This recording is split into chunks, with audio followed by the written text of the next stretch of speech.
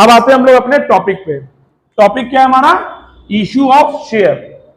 देखिए, issue of share की बात करें तो सबसे पहले हम जानेंगे व्हाट इज शेयर। शेयर क्या है? तो शेयर क्या है हमारा, जैसे कि हम पहले भी पढ़ चुके हैं, share is the smallest unit of capital.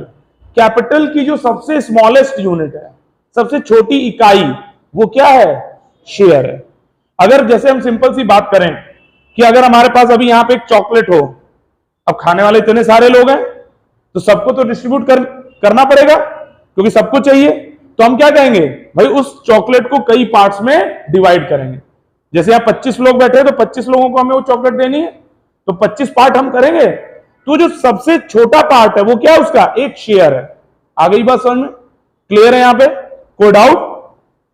तो इसी तरह से जब हम कंपनी स्टार्ट करते हैं, कंपनी के लिए जब हमें फंड की रिक्वायरमेंट होती है तो हम शेयर की हेल्प से पब्लिक से फंड रेज करते हैं। आ गई बात समझ में?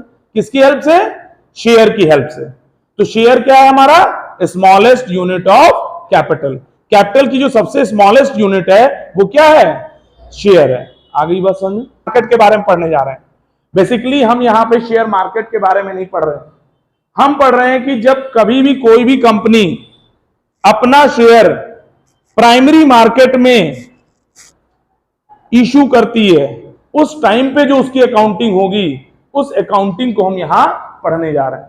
आ गई बात समझ में? बिजनेस स्टडीज में आप लोग एक चैप्टर पढ़ेंगे, फाइनेंशियल मार्केट है आपके बिजनेस स्टडीज में। पता नहीं आप लोगों ने अभी पढ़ा है कि नहीं पढ़ा है, ठीक है?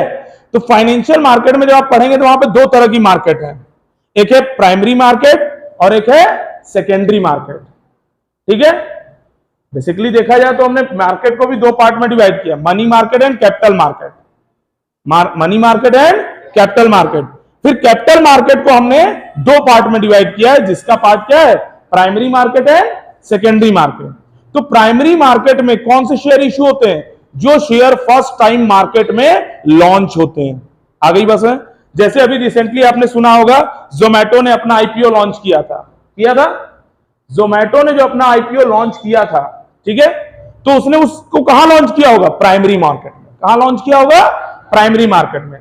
तो जब कोई भी शेयर मार्केट में पहली बार आता है या मार्केट में लॉन्च किया जाता है तो वो किस मार्केट में आता है? प्राइमरी मार्केट में। तो फर्स्ट टाइम जो शेयर मार्केट में आता है, उस शेयर की अकाउंटिंग को हम यहां पे स्टडी करने वाले हैं कि कंपनी उस शेयर को अपनी अकाउंटिंग में कैसे रिकॉर्ड करती है। आ गई बात समझ में? और पब्लिक को शेयर ऑफर करने का राइट किसके पास है? Only public company have the right to offer their share to the general public. Company दो तरह की है ना हमारी, है तो तीन तरह की, one person company, private company है, पब्लिक कंपनी। तीन तरह की कंपनी है हमारे पास, बट तीन कंपनियों में से केवल और केवल पब्लिक कंपनी के पास यह राइट है कि वो अपने शेयर को मार्केट में लॉन्च कर सके, पब्लिक के लिए ऑफर कर सके। आ गई बात समझ में? ना ही प्राइवेट कंपनी के पास ये राइट है और ना ही किसके पास नहीं है? वन पर्सन कंपनी के पास। इन दोनों के पास ये राइट नहीं है। यहां तक क्लियर है? किसी को डाउट है? तो कौन सी कंपनी अपने शेयर पब्लिक को ऑफर कर सकती है? Public company. Only public company have right to offer their share to the general public. Is that clear? यहां तक किसी कोई समस्या है? कोई डाउट है? नहीं है? चलिए आगे बढ़ते हैं। तो शेयर सबको क्लियर हो गया। अब आते हैं हम लोग टाइप्स ऑफ शेयर पे। किस पे आते हैं? टाइप्स ऑफ शेयर, शेयर और प्रेफरेंस शेयर की। तो इक्विटी शेयर क्या है? देखिए, equity share means a share which provide a right to the shareholder to vote in a company। Basically ये शेयर जो है शेयर होल्डर को राइट देता है कि वो कंपनी में वोटिंग कर सके, कंपनी के मैनेजमेंट में पार्टिसिपेट कर सके, ठीक है, कंपनी के प्रॉफिट को शेयर कर सके, कंपनी के लॉस को बियर करता है ये, ठीक है। आ गई बात समझ में? क्लियर? और ये कंपनी की परमानेंट कैपिटल ट्रीट होती है। क्या ट्रीट होती है? Equity share is treated as a permanent capital of a company. आ गई बात समझ में? तो इसके कुछ पॉइंट्स हैं, आप लिखिएगा। लिखिए इक्विटी शेयर के बारे में। फर्स्ट पॉइंट लिखिए,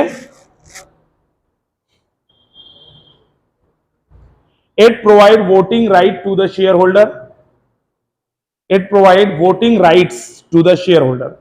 ये शेयर होल्डर्स को क्या दे रहा है? वोटिंग राइट्स देता है। ठीक है,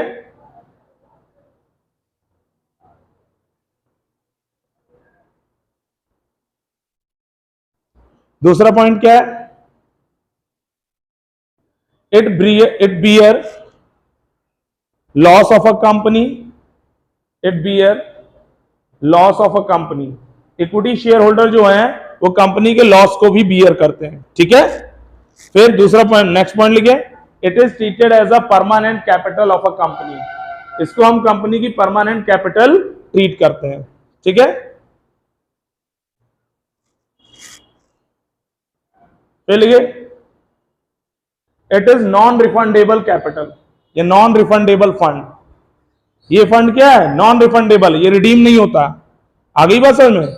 कंपनी का शेयर एक बार अगर किसी ने खरीद लिया तो उसको रिडीम नहीं करा सकता, रिटर्न बैक नहीं कर सकता, वो किसी और को सेल कर दे, किसी और को अपने शेयर बेच सकता है, बट कंपनी को रिटर्न नहीं किया जाता। आ गई बात समझ में? क्लियर? फिर लिखिए, लिख लिया यहां पे क्या लिखा आपने? रिस्क बियर करता है लिखा, लॉस वाला पॉइंट लिख लिया ना? ठीक है, कितने पॉइंट हो गए? ठीक है, ये समझ में आया इक्विटी शेयर से रिलेटेड? कोई प्रॉब्लम है यहां? कोई डाउट है यहां पे? ये बात हो गई किसकी? इक्विटी शेयर की। अब आइए प्रेफरेंस शेयर पे। इसमें डिविडेंड फिक्स नहीं होता। मैंने क्या बोला? दे शेयर प्रॉफिट। ये क्या शेयर करते हैं? प्रॉफिट शेयर करते हैं। तो चाहो तो लिख लो आप point, they received dividend as per the company's profit. ये डिविडेंड कैसे रिसीव करते हैं? कंपनी के प्रॉफिट के अकॉर्डिंग। ठीक है,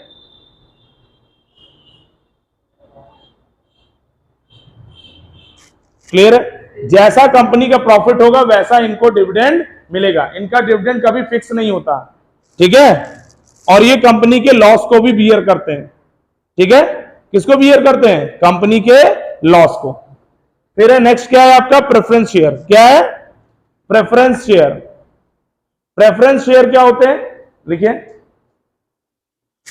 देखिए, the holder of preference share have no right to vote in a company, have no right to vote in a company। इनके पास वोटिंग राइट नहीं है कंपनी में। ठीक है, they can not vote in a company.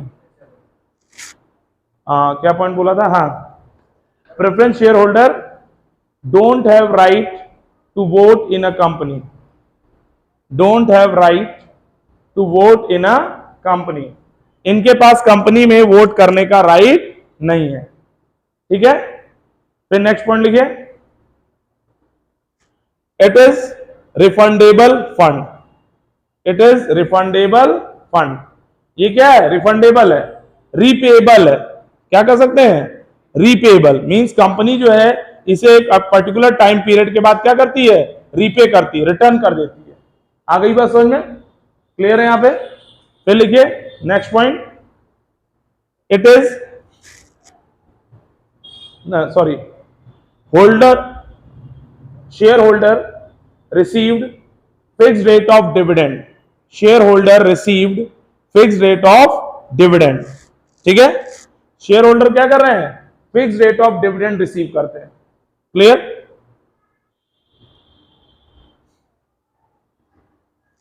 लिख लिया? फिर लिखिए next,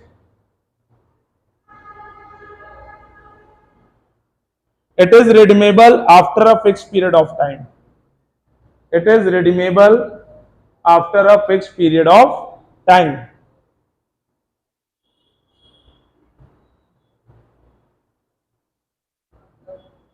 it is redeemable after a fixed period of time।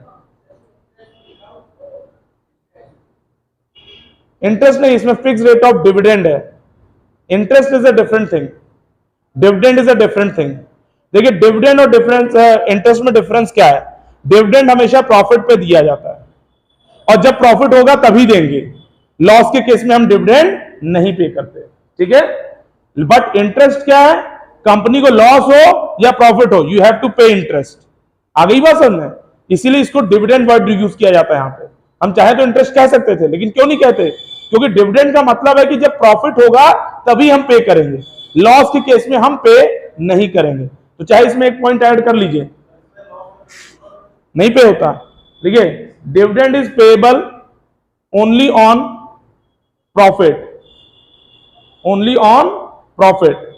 केवल जब कंपनी को प्रॉफिट होगा तभी डिविडेंड पे किया जाएगा। ठीक है, एक पॉइंट और लिखिए, share holder does not bear loss, share holder does not bear loss.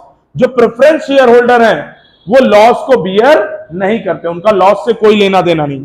Company को प्रॉफिट आएगा तो उन्हें डिविडेंड मिलेगा, लॉस आएगा तो उन्हें डिविडेंड नहीं मिलेगा, but they can not bear the loss, वो लॉस को बियर नहीं करेंगे, लॉस के लिए उनकी कोई लायबिलिटी नहीं होगी। समझ में आ रहा है कि नहीं? किसी को डाउट है? ये कैसा हो गया? Preference share. क्लियर हो गए? यहां पे सारे पॉइंट क्लियर है प्रेफरेंस शेयर के। अब आइए next, types of preference share. Write down types of preference share.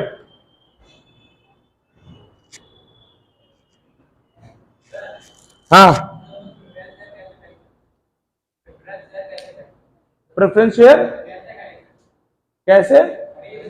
अच्छा, कैसे खरीद सकते हैं? वो कंपनी के ऑफर में आता है, कंपनी के अगर, हाँ, ट्रेडिंग से आप उससे परचेज कर सकते हैं। ऐसा नहीं कि आपको डायरेक्टली ही खरीदना है, कंपनी में मार्केट में सेल आउट भी होते हैं, कोई अगर शेयर होल्डर बेचना चाहे तो बेच सकता है, अदरवाइज कंपनी ही इसे रिटर्न बैक कर लेती शेयर होल्डर से। आ गई बात सर? जैसे मान लो आपने प्रेफरेंस शेयर खरीदा, अब आप किसी और को नहीं बेचेंगे, एक पर्टिकुलर टाइम पीरियड के बाद कंपनी आपसे ही वापस लेगी। कहने का मतलब preference share are not transferable. क्या है ये? Are not transferable. समझे? उसे हम ट्रांसफर नहीं कर सकते, उसे कंपनी रीपे कर देती है, इसीलिए वो ट्रांसफरेबल नहीं है। आ गई बात समझ में? क्लियर? कोई डाउट है? फिर आते हैं नेक्स्ट, आ जाए आगे। अब आ जाओ टाइप्स ऑफ प्रेफरेंस शेयर।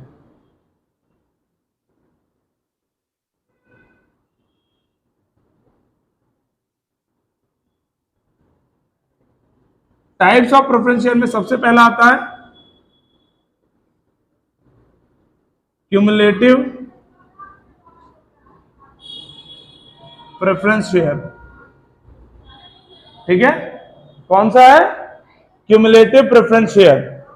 देखो, क्यूमुलेटिव प्रेफरेंस शेयर क्या कहता है? क्यूमुलेटिव प्रेफरेंस शेयर कहता है कि जो भी शेयर हम लॉन्च कर रहे हैं, ठीक है, अगर आप शेयर, कोई भी शेयर होल्डर खरीद रहा है, क्यूमुलेटिव प्रेफरेंस शेयर अगर आप खरीदते हैं तो आपके पास राइट है कि आप ड्यू डिविडेंड को भी रिकवर कर सकते हैं इन फ्यूचर। मेरी बात को ध्यान से समझना, ड्यू डिविडेंड का मतलब क्या है? कि जो पिछला डिविडेंड आपको नहीं मिला। ड्यू का मतलब क्या है? पिछला, जो नहीं मिला। ठीक है, समझ में आ रहा है कि नहीं? जो रिसीव पेएबल है, कंपनी के लिए क्या है? पेएबल है, कंपनी को पे करना है।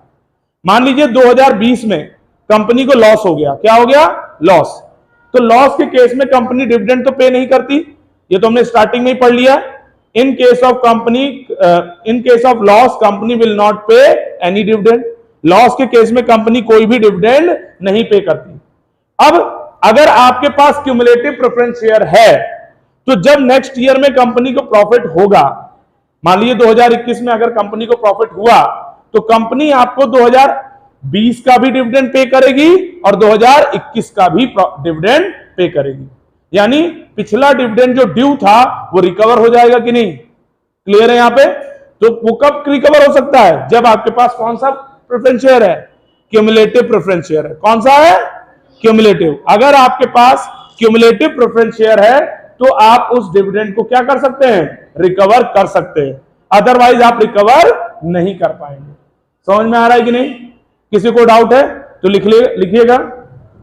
Holder of this preference share, holder of this preference share have right to recover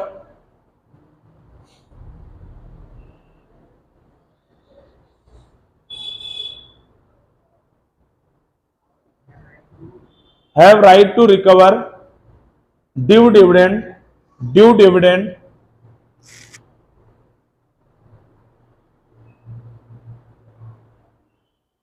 dividend in next financial year, have right to recover due dividend in next financial year when company earn profit, when company earn profit. ठीक है, यानी company अगर profit को earn करेगी तो next financial year में अगर company earn करती है प्रॉफिट तो हम पिछला डिविडेंड क्या कर सकते हैं, रिकवर कर सकते हैं। Is that clear? कोई डाउट है यहां? सेकंड लिखिए, non cumulative preference share. Second क्या है? Non cumulative preference share. ठीक है, नॉन क्यूमुलेटिव प्रेफरेंस शेयर क्या है? Non cumulative preference share means a preference share which cannot a holder of this share have no right, means इसके पास कोई right नहीं है कि ये ड्यू डिविडेंड को रिकवर कर सके। समझ में आ रहा है कि नहीं? Just opposite of cumulative preference share. Non cumulative preference share means ऐसा शेयर जिसको लेने से, अगर आपने नॉन क्यूमुलेटिव प्रेफरेंस शेयर लिया है तो जो शेयर होल्डर है वो अपने ड्यू डिविडेंड को रिकवर नहीं कर सकता। आ गई बात समझ में? मान लीजिए 2020 में लॉस हुआ कंपनी को, अब 2021 में जब प्रॉफिट होगा तो कंपनी आपको केवल 2021 का ही डिविडेंड पे करेगी, 2020 का डिविडेंड नहीं पे करेगी, वो आपका लैप्स हो जाएगा। समझ में आ रहा है कि नहीं? क्लियर है? यहां पे कोई डाउट है तो लिख लीजिए, holder of this preference share, holder of this preference share have no right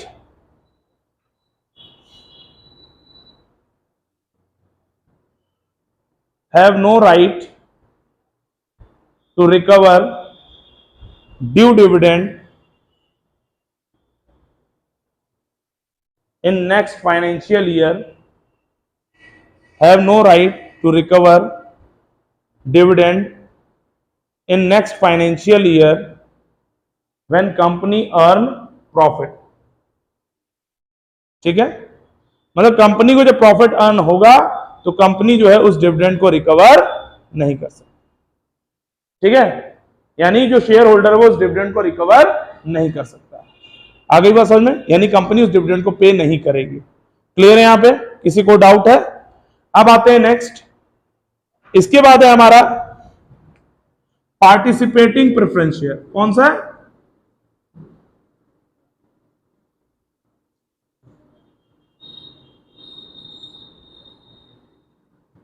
preference share. आ गई बात समझ में? जैसा नाम से ही क्लियर है, participating preference share means holder of this share, जिस शेयर होल्डर के पास ये शेयर है वो कंपनी के सुपर प्रॉफिट में भी कुछ ना कुछ उसको शेयर मिलेगा, उसको कुछ ना कुछ शेयर ऑफ प्रॉफिट मिलेगा जो कंपनी डिसाइड करेगी। आ गई बात समझे? यानी आपका जो रेगुलर डिविडेंड है प्रॉफिट के केस में वो तो मिलेगा ही मिलेगा। एज्यूम करिए कि आपने पार्टिसिपेटिंग प्रेफरेंस शेयर परचेज किया है और प्रेफरेंस शेयर का पता है हमें कि रेट ऑफ डिविडेंड क्या होता है, फिक्स्ड। हमेशा प्रेफरेंस शेयर के साथ उसका रेट ऑफ डिविडेंड लिखा रहेगा, 8%, 18%, 20%, क्या है डिविडेंड, वो दिया है डिविडेंड आपको। तो आपने बाय द वे आपके पास पार्टिसिपेटिंग प्रेफरेंस शेयर है तो जाहिर सी बात है कि आपको कंपनी प्रॉफिट हो रहा है तो कंपनी आपका जो रेगुलर डिविडेंड है वो तो आपको पे करेगी ही करेगी। लेकिन अगर प्रॉफिट बियॉन्ड द लिमिट चला जाए, क्या हो जाए? बियॉन्ड द लिमिट, जिसे हम कहते हैं सुपर प्रॉफिट। क्या हो जाए?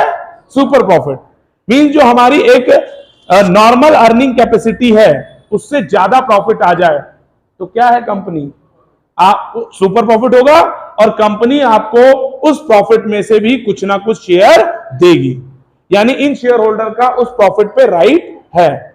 आ गई बात समझ में? क्लियर है कि नहीं? यहां पे बोलिए, किसी को डाउट है, किसी को कोई प्रॉब्लम? समझ में आ रहा है सबको? नहीं आ रहा? आ रहा है?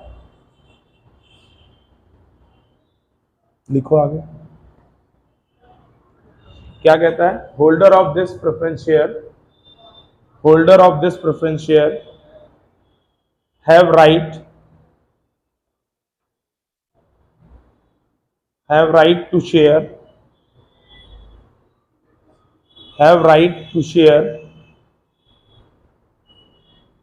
excess profit of company have right to share excess profit of company along with their regular dividend, along with their fixed dividend. Don't write regular, along with their fixed dividend. जो डिविडेंड उसका fix था उसके साथ साथ उसे company के excess profit में भी डिविडेंड मिलेगा, उसमें भी उसको कुछ ना कुछ शेयर ऑफ प्रॉफिट मिलेगा, जो भी उसका शेयर आएगा। क्लियर है यहां पे? कोई डाउट है, कोई प्रॉब्लम? चलें आगे बढ़े। फिर क्या कह रहा है, नेक्स्ट है आपका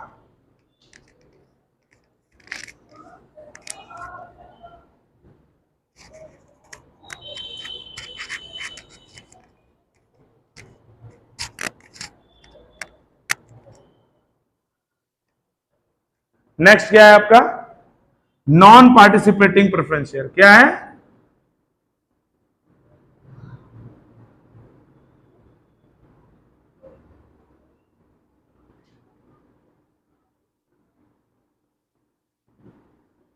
नॉन पार्टिसिपेटिंग प्रेफरेंस शेयर। ठीक है, तो non participating just opposite to participating preference share means ऐसा शेयर जिसके होल्डर को कंपनी के एक्सेस प्रॉफिट में कुछ भी नहीं दिया जाएगा, जो उसका फिक्स डिविडेंड था बस वही उसे मिलेगा। आ गई बात समझ में? जैसे उसका डिविडेंड फिक्स था 18%, तो केवल उसको 18% डिविडेंड मिलेगा प्रॉफिट होने पे, लेकिन अगर कंपनी का एक्सेस प्रॉफिट हो गया है तो उसमें से उसे कोई भी प्रॉफिट नहीं मिलेगा। तो अब आप इसे तो इजीली लिख सकते हैं, लिख लीजिए, holder of this preference share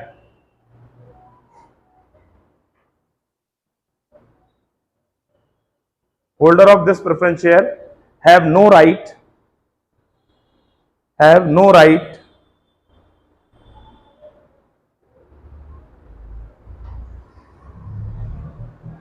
to share excess profit of company, have no right to share excess profit of company, full stop. They receive only their fixed dividend, they receive only their fixed dividend. उन्हें क्या मिलेगा? उनका केवल fixed dividend मिलेगा। समझ में आ रहा है कि नहीं? किसी को डाउट है? इसके बाद आता है आपका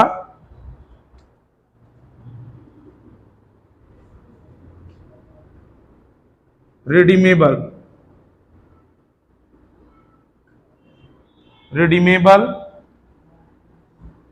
प्रेफरेंस। नॉन क्यूमुलेटिव और नॉन पार्टिसिपेटिंग में डिफरेंस क्या है? नॉन क्यूमुलेटिव का मतलब है कि वो ड्यू डिविडेंड नहीं रिकवर कर सकता ना। ये कह रहा है कि कंपनी के, नॉन पार्टिसिपेंट कह रहा है कि जो एक्सेस में से जो डिविडेंड मिलना था वो नहीं मिलेगा हमें। आ गई बात समझ में? क्लियर है यहां पे? डिफरेंस समझ में आया क्या है? बोलो। चलो, क्या है आपका redeemable preference share? Redeemable preference share means ऐसा प्रेफरेंस शेयर जो एक पर्टिकुलर टाइम पीरियड के बाद, एक फिक्स टाइम पीरियड के बाद कंपनी क्या कर सकती है? बायबैक कर सकती है। क्या कर सकती है? बायबैक कर सकती है। आ गई बात समझ में? और कंपनी ने उस फिक्स पीरियड के बाद जब वो डिविडेंड मांगा शेयर होल्डर से, तो शेयर होल्डर को डिविडेंड वापस करना पड़ेगा, वो डिनाई नहीं कर सकता उसको रिटर्न करने के लिए। यानी यहां पे एक तरह से देखा जाए तो रूल है, ये एक लॉ है, हम कह सकते हैं ना, एक रूल है कि आपको, अगर आपने रिडीमेबल प्रेफरेंस शेयर लिया है तो कंपनी को 5 साल बाद, 10 साल बाद, 8 साल बाद, 20 साल, जितने टाइम के लिए लिया आपने, है ना, जितने भी टाइम के लिए आपने प्रेफरेंस शेयर परचेज किया है उतने टाइम के बाद आपको उस प्रेफरेंस शेयर को रिटर्न करना ही पड़ेगा। आ गई बात समझ में? क्लियर है यहां पे? किसी को डाउट है, कोई प्रॉब्लम?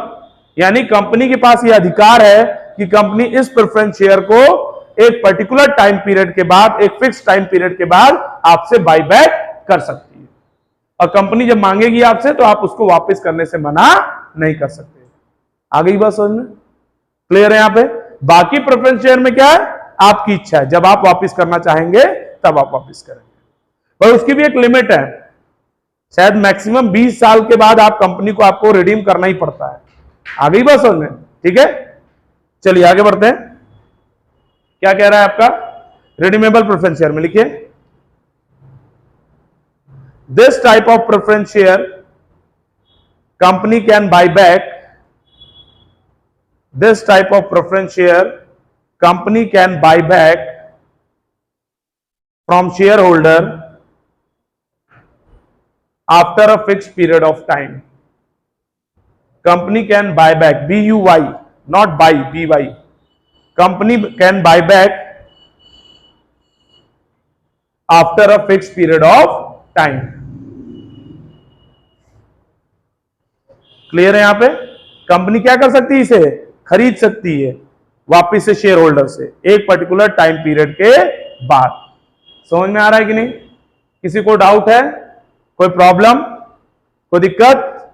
आगे बढ़िए। इसके बाद आता है रिडीमेबल प्रेफरेंस शेयर के बाद आपका आता है इररिडीमेबल प्रेफरेंस शेयर।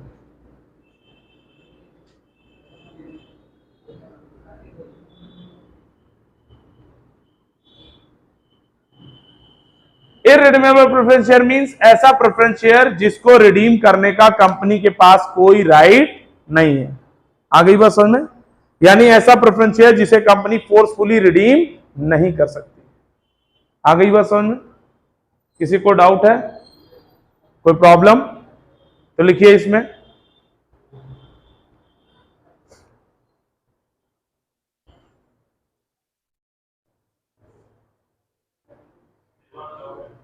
हाँ बोलो देवांग। वो डिपेंड करता है कि जब आप प्रेफरेंस शेयर खरीदते हैं तो उसमें खरीदने के साथ ही कोई भी कंडीशन किसी में लग सकती है कि पता चलो क्यूमुलेटिव भी है और रिडीमेबल भी है, दोनों हो सकता है। ऐसा नहीं कि ये कैटेगराइजेशन में केवल क्यूमुलेटिव है तो रिडीमेबल नहीं हो सकता। आगे वो समझ में? वो क्यूमुलेटिव है तो उसके साथ उसके रिडीमेबल का भी फीचर उसमें ऐड होना चाहिए। अगर ऐड है तो रिडीमेबल भी काउंट होगा। समझ में आ रहा है कि नहीं? क्लियर? ऐसा कोई फिक्स नहीं होता कि जो क्यूमुलेटिव है तो वो रिडीमेबल नहीं हो सकता, जो क्यूमुलेटिव है तो पार्टिसिपेटिंग वाले फीचर नहीं हो सकते, उसमें हो सकते हैं। आ गई बस समझ? वो डिपेंड करता है जो हमारा शेयर बॉन्ड हमें मिलता है उसमें क्या मेंशन किया गया है। समझ में आ रहा है? किसी को डाउट है? शेयर बॉन्ड में सारी कंडीशन लिख दी जाती है कि ये जो प्रेफरेंस शेयर है इस पे क्यूमुलेटिव वाला राइट होगा, रिडीमेबल वाला होगा या पार्टिसिपेटिंग वाला होगा या नहीं होगा। आ गई बस समझ? क्लियर है? यहां पे कोई डाउट है? चलिए आगे बढ़ते। फिर है आपका इररिडीमेबल, मतलब लिख लिया ये सबने? देखिए, this type of preference share company can not buy back, company can not buy back forcefully from the share holder. कहने का मतलब कंपनी इसे फोर्स नहीं कर सकती शेयर होल्डर को खरीदने बेचने के लिए। ठीक है? कंपनी डायरेक्टली शेयर होल्डर से फोर्स करके डिवेंचर वापस नहीं ले सकती। अगर शेयर होल्डर विलिंग है, अगर वो इंटरेस्टेड है रिटर्न करने के लिए तो रिटर्न कर सकता है। BUY, buy back. हाँ, पहली बात तो इररिडीमेबल में कोई फिक्स पीरियड ऑफ टाइम होता ही नहीं है। There is no fix period of time, but उसकी एक कंडीशन है, मैक्सिमम 20 साल के बाद कंपनी चाहे तो उसको रिडीम कर सकती है और शेयर होल्डर देना चाहे तो उसे दे सकता है। अगर उसके पहले भी वो कंपनी को रिडीम करवाना चाहता है तो कंपनी रिडीम कर लेगी। तो फिर वो नहीं, फिर वो मजबूरी आपको देना ही पड़ेगा। जी हाँ, 20 साल मैक्सिमम लिमिट है। हाँ, इसमें भी, किसी में भी। आ गई बात समझ में? किसी में भी कोई भी प्रेफरेंस शेयर हो उसको 20 साल के बाद कंपनी आपसे रिडीम कर सकती है। समझ में आएगी नहीं? क्लियर? बट उससे पहले वो आपसे फोर्सफुली नहीं कर सकती। समझ में आ रहा है? चलो भाई बातें बंद करो। इररिडीमेबल प्रेफरेंस शेयर मींस ऐसा प्रेफरेंस शेयर जिसको कंपनी एक कभी भी रिडीम नहीं कर सकती, बायबैक नहीं कर सकती। वो क्या है आपका? इररिडीमेबल प्रेफरेंस शेयर है। समझ में आ रहा है कि नहीं? कोई डाउट है, कोई प्रॉब्लम? लिखिए नेक्स्ट। इसके बाद है आपका नेक्स्ट कन्वर्टिबल प्रेफरेंस शेयर। क्या है? Convertible preference share.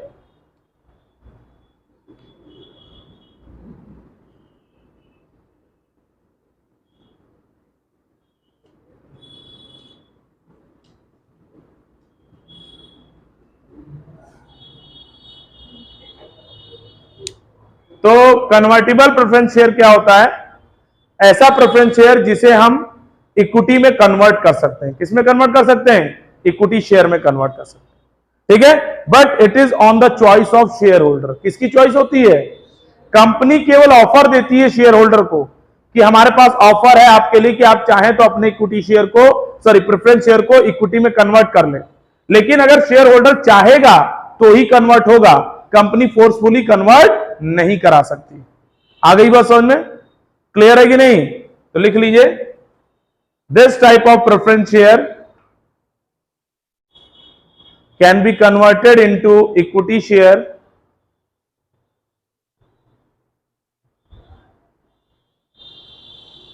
can be converted into equity share on the consent of shareholder, on the consent of shareholder।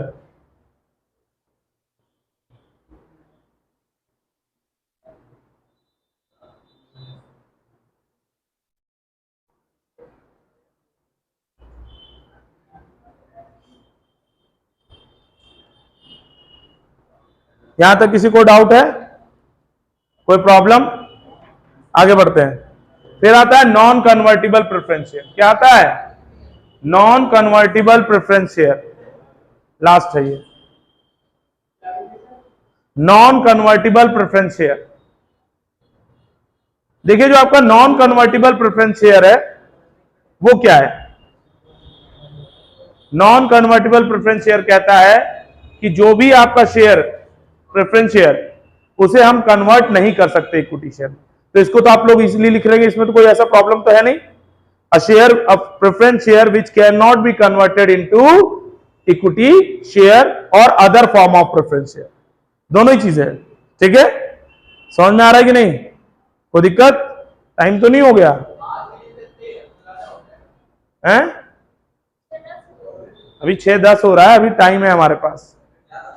तो ये यहां तक क्या हो गया? हमारे types of preference share complete हो गए। किसी को डाउट है? किसी को प्रॉब्लम? चलिए आगे बढ़ते हैं हम लोग।